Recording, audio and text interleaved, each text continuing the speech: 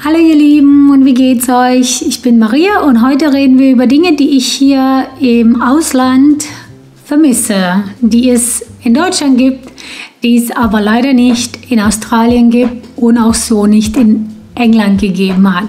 Kurzer Hintergrund, ich bin vor 11 Jahren ausgewandert, ich bin erst nach England und dann bin ich nach Australien und das sind halt Dinge, die ich bis heute nach 11 Jahren immer noch vermisse. Falls dir mein Video gefällt, gib mir doch ein Like und abonniere mich. Abonnieren ist umsonst und dann verpasst du keines meiner weiteren Videos.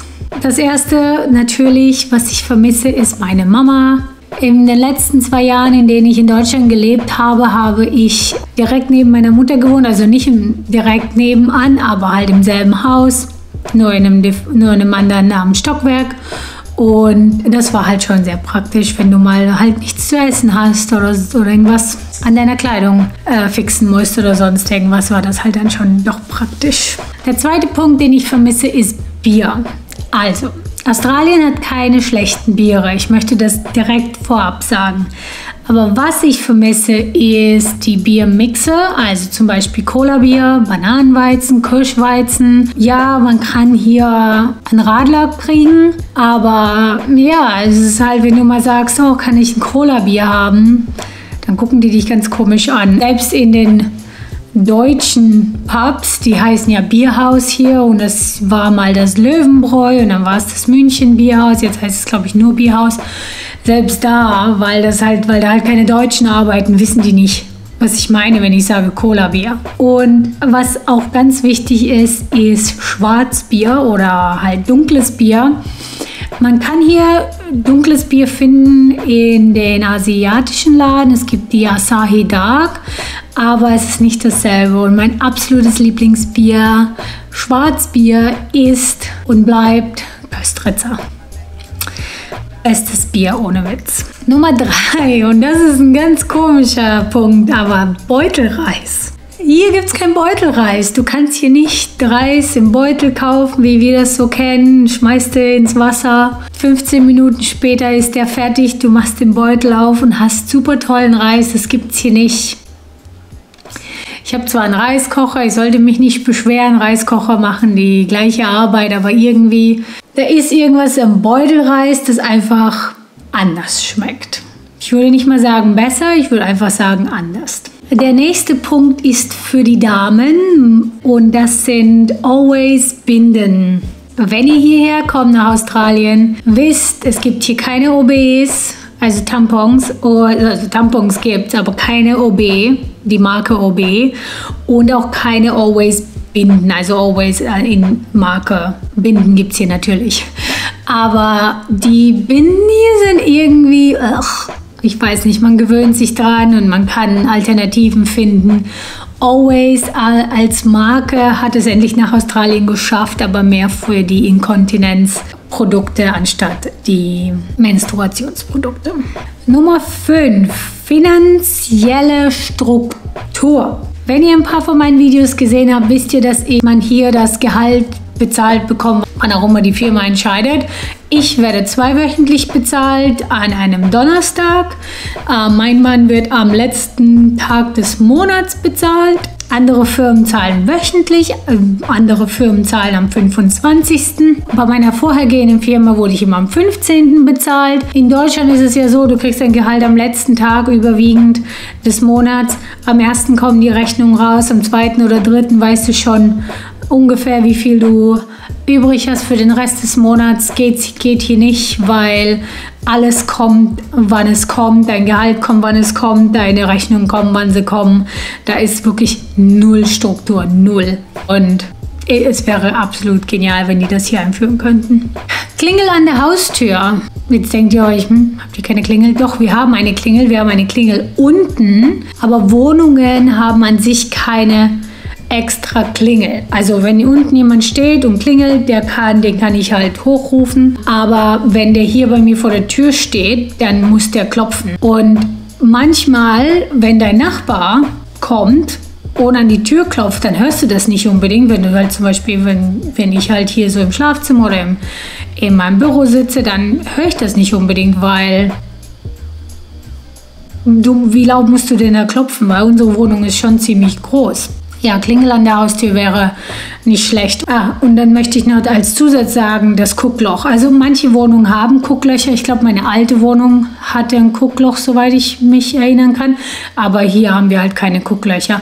In dieser Wohnung ist das so, weil wir haben halt eine Feuerschutztür und da darf halt nichts, da kann man halt kein Loch reinbohren, ne? Nummer 7, Post am Samstag. Die australische Post liefert nichts am Samstag aus und auch keine Briefe.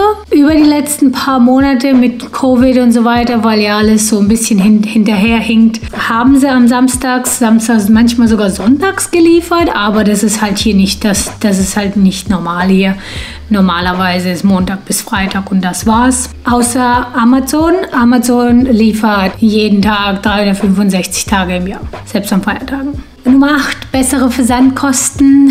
Wenn ihr mein Video gesehen habt, das werde ich euch hier verlinken, die Schattenseiten am Leben in Australien oder Sydney, dann wisst ihr, dass ich mich da über Versandkosten beschwert habe. Australien ist weit weg und wenn man was bestellt, dann kann es sein, dass die Versandkosten schon ziemlich hoch sein könnten. Also man kann schon 20 bis 40 Dollar für Dinge bezahlen und viele Webseiten haben halt auch so einen Mindestpreis, den du erreichen musst, um dann umsonst die Lieferung zu bekommen. Aber das sind halt dann auch meistens 100 Dollar. Und wenn du halt was von einer neuen Marke bestellst, die du nicht kennst, willst du nicht unbedingt gleich 100 Dollar ausgeben, um die Versandkosten zu sparen. Nochmal zum Essen und Trinken. Was ich auch vermisse, ist Mezzomix und Spezi. Ja, ich kann das selber machen. Ich kann Cola und Fanta kaufen. Was mir aber aufgefallen ist, die Fanta, die sie hier verkaufen, die ist überwiegend 40% im Zucker reduziert. Also muss man gucken, ob die das eigentlich haben, aber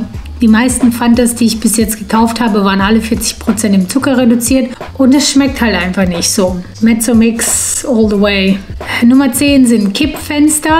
Ja, wir haben ja hier nur Balkone. Wir haben hier einen Balkon vorne und wir haben einen Balkon hinten und wir haben halt nur diese Schiebetüren. Und das heißt, ich muss das komplette Fenster immer aufmachen, um zu lüften oder um irgendwelche Luft zu bekommen in meiner Wohnung. Das einzig Gute an dieser Wohnung ist, wir haben eingebaute Fliegengitter. Das ist nicht gang und gäbe. Viele Wohnungen, also mein Kumpel ist in 2 Wohnungen eingezogen über die letzten 2 Jahre. Also er ist 2-mal umgezogen und er musste Fliegengitter einbauen lassen. Gott sei Dank haben wir hier Fliegengitter.